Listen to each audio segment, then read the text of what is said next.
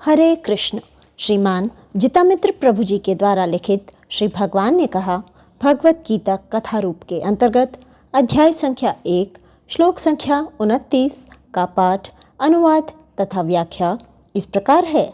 श्लोक: वे पथुश्च शरीरे में रोमहर्षश्च जायते, गांडीवं स्रंसते हस्तात् त्वक्चैव परिदह्यते। अनुवाद अर्थात मेरा सारा शरीर कांप रहा है, मेरे रोंगटे खड़े हो रहे हैं, मेरा गांडीव धनुष मेरे हाथ से सरक रहा है और मेरी त्वचा जल रही है। भगवत गीता 1:29। अब प्रभु जी के द्वारा व्याख्या। इस श्लोक में अर्जुन श्री कृष्ण से अपनी स्थिति का वर्णन कर रहे हैं, जो युद्ध भूमि में खड़े हुए अपने संबंधियों को देखने से हुई है। इसके पिछले श्लोक में अर्जुन ने अपने शोक के 2 लक्षण बतलाए थे तथा इस श्लोक में वे शोक के 4 अन्य लक्षण बतला रहे हैं।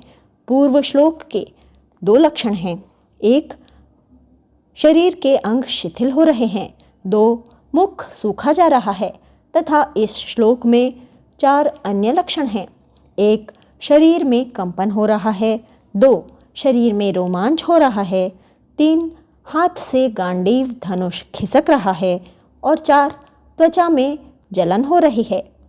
इस प्रकार से अभी तक 6 लक्षणों का वर्णन हुआ है, जिनके विषय में हम क्रमशः चर्चा करेंगे। 1 शरीर के अंग शिथिल हो रहे हैं। यह अर्जुन के शोक का पहला लक्षण है। यद्यपि श्रील प्रभुपाद ने यहाँ पर सीदंती शब्द का अर्थ कांप रहे हैं किया है,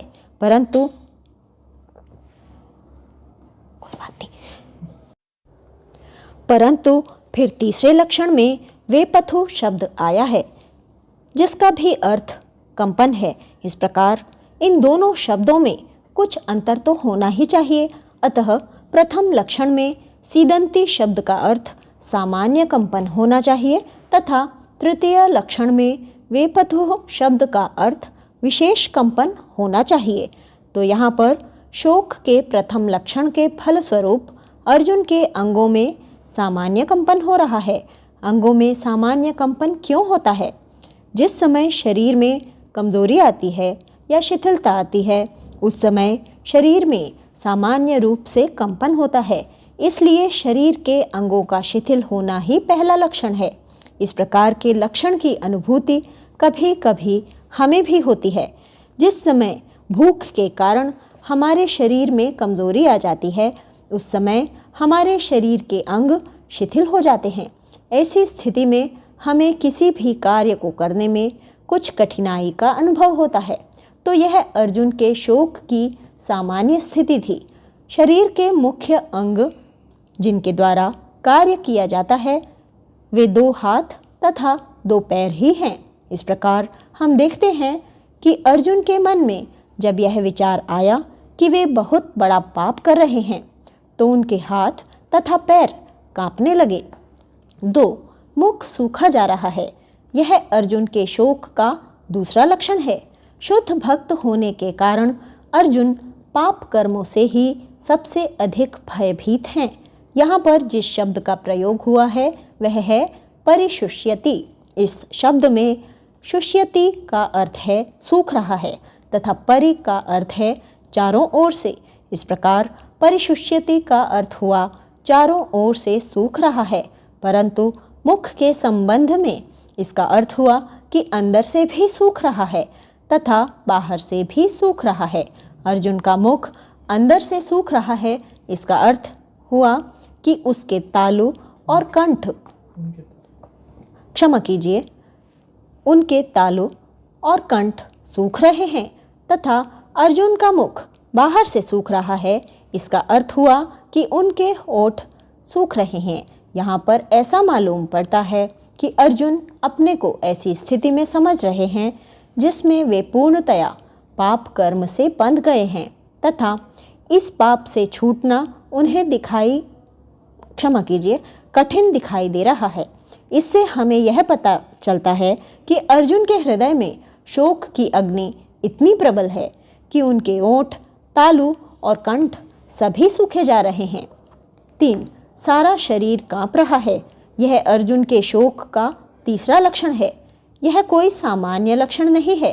पहले के 2 लक्षणों को तो हम सामान्य कह सकते हैं, क्योंकि भूख की अवस्था में हमारे भी हाथ पैर शिथिल हो जाते हैं तथा प्यास की अवस्था में हमारे भी ओंठ, तालू और कंठ सूख जाते हैं।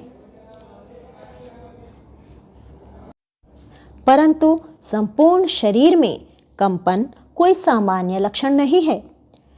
यद्यपि पहले के 2 लक्षण इस श्लोक के न होकर पूर्व श्लोक के हैं, परंतु चूंकि वे भी इसी श्लोक से संबंधित हैं, इसलिए हमने अभी तक उनकी चर्चा की थी। अब यह तीसरा विशेष लक्षण है। संपूर्ण शरीर के कंपित होने का अर्थ है कि अर्जुन भय से अत्यंत विह्वल है। इस समय अर्जुन का शरीर उसी प्रकार कांप रहा है जिस प्रकार वायु के झोंके से केले का वृक्ष कांपता है। इस प्रकार की घटना का वर्णन श्रीमद् भागवत के 10वें स्कंध में मिलता है। श्री कृष्ण ने रुक्मिणी जी के प्रेम की परीक्षा लेने के लिए एक बार कहा, देवी, तुम्हारे जैसी सुंदर और गुणवान स्त्री के लिए मैं तो उपयुक्त पति नहीं हूँ। तुमने एक बहुत बड़ी भूल कर दी है कि तुमने अपने विवाह के अवसर पर मुझे बुलाया तथा मैंने तुम्हारा हरण करके तुम्हारे साथ बलपूर्वक विवाह किया। अभी भी तुम्हारी सेवा करने के लिए बहुत से पुरुष तैयार हैं। तुम उनमें से किसी भी पुरुष को स्वीकार कर लो ताकि तुम जीवन में सुखी रहो। मुझे तो स्त्रियों तथा पुत्रों से कोई प्रेम नहीं है। श्री कृष्ण की इस बात को सुनकर रुक्मिणी जी श्री कृष्ण के परिहास को न समझकर यह समझने लगी कि श्री कृष्ण उनका त्याग करना चाहते हैं। इससे वे अत्यंत भयभीत हो उठी। उनका संपूर्ण शरीर कांपने लगा। वे रोती हुई भीषण चिंता का अनुभव करने लगी। अंत में जिस प्रकार वायु के द्वारा केले का वृक्ष उखड़कर गिर जाता है, उसी प्रकार रुक्मिणी जी भूमि पर गिर पड़ी। तो यहाँ पर रुक्मिणी जी की तुलना केले के वृक्ष के साथ की गई है तथा उनके हृदय में श्री कृष्ण के विरह के भय की तुलना वायु के झोंके के साथ की गई है।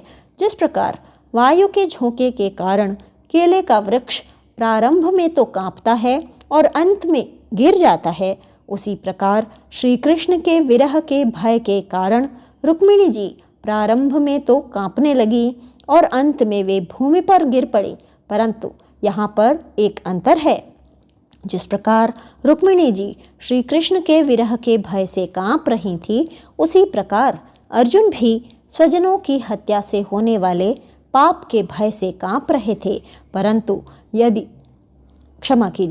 परंतु जिस प्रकार रुक्मिणी जी भूमि पर गिर पड़ी, उस प्रकार अर्जुन रथ पर नहीं गिरे। भगवत गीता के प्रथम अध्याय के अंतिम श्लोक में संजय कहते हैं कि अर्जुन श्री कृष्ण से शोकपूर्ण वचन कहते हुए अपने धनुष को बाण सहित त्याग कर रथ के पिछले भाग में बैठ गए। इसका अर्थ हुआ कि अर्जुन रथ पर गिरे नहीं। इसका एक कारण तो यह है कि अर्जुन एक शक्तिशाली पुरुष थे। उनके शरीर में सिंह जैसा पराक्रम था, इसलिए वे रथ पर नहीं गिरे। जबकि रुक्मिणी जी एक स्त्री थी। स्त्रियों को सामान्य रूप से अबला कहा जाता है, जिसका अर्थ है कि स्त्रियों में पुरुषों जैसा पराक्रम नहीं होता है। 4. शरीर में रोमांच हो रहा है। यह अर्जुन के शोक का चौथा लक्षण है। यदि वास्तविकता में देखा जाए तो यह शोक का लक्षण नहीं है, बल्कि यह भय का लक्षण है। अर्जुन ने जब अपने पितामह भीष्म तथा गुरु द्रोण को देखा तथा विचार किया कि इनके खून से सने हुए राज्य और सुख को पाने के लिए ही मैं यहाँ पर युद्ध भूमि में खड़ा हूँ, तो इस विचार से उन्हें भय के कारण रोमांच होने लगा। तात्पर्य में श्रील प्रभुपाद 2 प्रकार के रोमांच का वर्णन करते हैं, एक आध्यात्मिक रोमांच तथा 2 भौतिक रोमांच। आध्यात्मिक रोमांच तो आध्यात्मिक परमानंद के समय होता है। उदाहरण के लिए गुरुवष्टकम प्रार्थना में कहा गया है कि गुरुदेव जब श्री चैतन्य महाप्रभु के द्वारा प्रचलित कीर्तन, नृत्य तथा गीत की विधि में आनंदित होते हैं तो उनके शरीर में रोमांच, कंपन तथा अश्रु प्रकट होते हैं। परंतु भौतिक रोमांच तो भौतिक परिस्थितियों में अत्यधिक भय के कारण उत्पन्न होता है। अर्जुन ने विचार किया कि जब तक भीष्म और द्रोण की मृत्यु नहीं होगी तब तक विजय तथा राज्य की प्राप्ति असंभव है। इसका अर्थ हुआ कि अर्जुन को जो भी विजय तथा राज्य प्राप्त होने वाले हैं वे इन गुरुजनों के खून से सने हुए होंगे। श्रीमद् भागवत में इस प्रकार का कोई वर्णन नहीं है कि श्री कृष्ण के विरह के भय से रुक्मिणी जी रोमांचित हुई। नहीं, आध्यात्मिक रोमांच तो केवल आध्यात्मिक परमानंद के ही कारण होता है, भय के कारण नहीं। 5. हाथ से गांडीव धनुष गिर रहा है। यह अर्जुन के शोक का 5वां लक्षण है। इस लक्षण का नाम है स्तंभन, अर्थात शरीर का अकड़ना। जिस समय शरीर स्तंभ अर्थात खंबे के समान अकड़ जाता है तो व्यक्ति के हाथ में जो कुछ भी वस्तु पकड़ी हुई होती है वह छूटकर गिर जाती है। इसी कारण अर्जुन के हाथ से गांडीव धनुष छूटकर गिर रहा है। श्रीमद् भागवत में वर्णन आता है कि जब श्री कृष्ण के अप्रिय वचनों से रुक्मिणी जी को अत्यधिक दुख हुआ तथा भय और शोक के कारण उनकी बुद्धि विनष्ट हो गई तो उनके हाथ की चूड़ियाँ खिसक कर गिर पड़ी तथा उनके हाथ में पकड़ा हुआ व्यजन अर्थात पंखा भी भूमि पर गिर पड़ा। इस प्रकार हम देखते हैं कि रुक्मिणी जी के हाथ इतने लंबे तथा पतले हो गए थे कि उनके हाथ में पहनी हुई चूड़ियाँ भी उनके हाथ से खिसक कर गिर पड़ी। फिर यदि उनके हाथ से पंखा गिर गया तो इसे कहने की आवश्यकता ही क्या है। इसका अर्थ है कि जब शोक के कारण शरीर स्तंभित हो जाता है तो उस समय हाथ अत्यंत पतले तथा लंबे हो जाते हैं। श्रीमती राधा भी कभी कभी श्री कृष्ण को देखकर स्तंभित हो जाती हैं तो उस समय वे उसी स्थान पर खंबे के समान खड़ी रह जाती हैं तथा हिलडुल भी नहीं पाती। परंतु रुक्मिणी जी जब इसी अवस्था में अचेत होकर गिर पड़ी तो उस समय भी उनका शरीर सिकुड़ा हुआ न होकर अकुड़ा हुआ था। जैसे खंबा जब गिरता है तो वह सीधा ही गिरता है।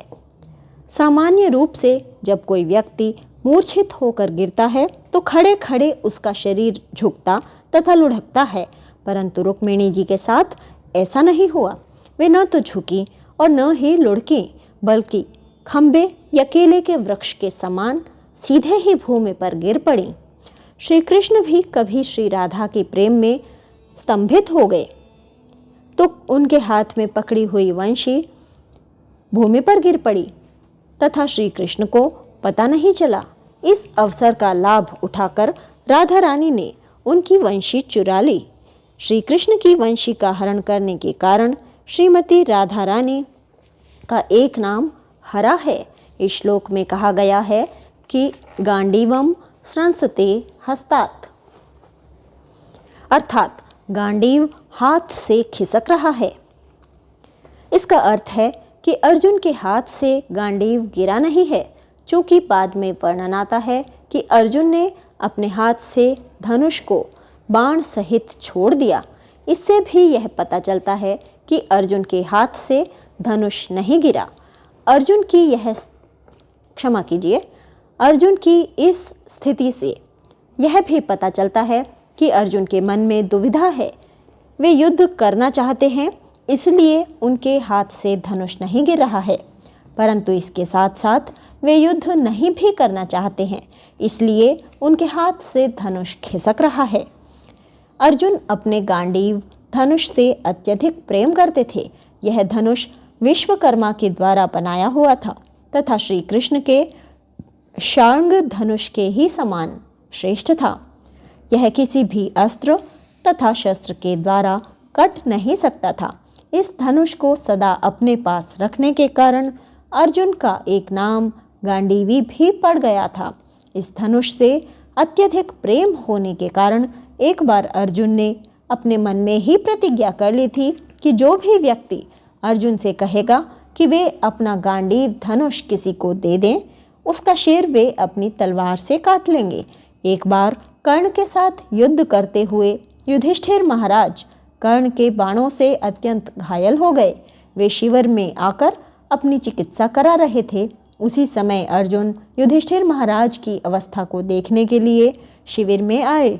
जब युधिष्ठिर को पता चला कि अर्जुन ने अभी तक कर्ण का वध नहीं किया है तथा कर्ण के साथ भीमसेन अकेले युद्ध कर रहे हैं, तो वे अत्यंत निराश होकर अर्जुन से बोले, यदि तुम कर्ण का वध नहीं कर सकते तो तुम्हारे गांडीव धनुष से क्या लाभ?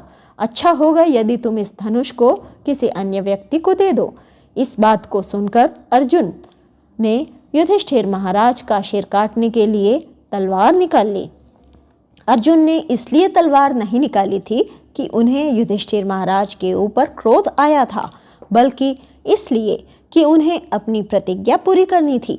भगवान श्री कृष्ण ने अर्जुन को समझाया कि यदि वे इस प्रकार से अपनी प्रतिज्ञा को पूरा करेंगे तो उन्हें कितना बड़ा पाप लगेगा। जब अर्जुन ने भगवान से प्रार्थना की कि वे उसे ऐसा उपाय बतलाएं जिससे उनकी प्रतिज्ञा भी पूरी हो जाए तथा उन्हें पाप भी न लगे, तो श्री कृष्ण ने कहा, हे अर्जुन, मैं तुम्हें एक ऐसा उपाय बतलाता हूँ जिससे युधिष्ठिर महाराज की हत्या भी न हो तथा उनकी हत्या भी हो जाए। सम्मानित व्यक्ति का अपमान भी एक प्रकार की मृत्यु है। अतः तुम अपनी प्रतिज्ञा पूरी करने के लिए युधिष्ठिर महाराज को अपने कटु वचनों के द्वारा अपमानित कर दो, परंतु बाद में तुम उनसे क्षमा मांग लेना तथा अपनी प्रतिज्ञा की बात बताकर उन्हें संतुष्ट कर देना। इस प्रकार अर्जुन ने श्री कृष्ण के आदेश के अनुसार युधिष्ठिर महाराज को कुछ कटुवचन कह दिए। अर्जुन के इस व्यवहार को देखकर जब युधिष्ठिर महाराज वन की ओर जाने लगे, तब श्री कृष्ण और अर्जुन ने उनसे क्षमा याचना करके तथा सभी बातें समझा करके उन्हें प्रसन्न किया। इसके बाद अर्जुन ने अपनी हत्या करने के लिए तलवार निकाली, क्योंकि अपने बड़े भाई युधिष्ठिर महाराज का अपमान करके वे अत्यंत दुखी थे। तब भगवान श्री कृष्ण ने अर्जुन को समझाया कि उन्हें युधिष्ठिर जी की हत्या करने से जो पाप लगता, उससे भी अधिक पाप अपनी हत्या करने से लगेगा। श्री कृष्ण ने कहा, यदि तुम अपनी हत्या करना चाहते हो तो तुम स्वयं अपनी प्रशंसा करो। इस प्रकार श्री कृष्ण के आदेश से अर्जुन ने स्वयं अपनी प्रशंसा की तथा उन्होंने ऐसा अनुभव किया कि मानो उन्होंने स्वयं अपनी हत्या कर ली है। इस घटना से हमें यह शिक्षा मिलती है कि व्यक्ति को अपने से अधिक सम्मानित व्यक्ति का बिना किसी कारण के अपमान नहीं करना चाहिए, क्योंकि इससे उस सम्मानित व्यक्ति की हत्या हो जाती है, तथा अपने मुख से अपनी ही प्रशंसा नहीं करनी चाहिए, क्योंकि इससे अपनी स्वयं की हत्या हो जाती है। 6. त्वचा में जलन हो रही है। यह अर्जुन के शोक का छठा लक्षण है। इसका नाम है ज्वर। जिस समय शरीर का तापमान बढ़ जाता है उस समय त्वचा जलने लगती है। इसके अतिरिक्त एक आध्यात्मिक ज्वर भी होता है जो श्री कृष्ण के वियोग के कारण उनकी सखियों में होता है। श्रीमती राधा एक बार श्री कृष्ण के वियोग की अग्नि में जल रही थी तो उनकी त्वचा में जलन होने लगी।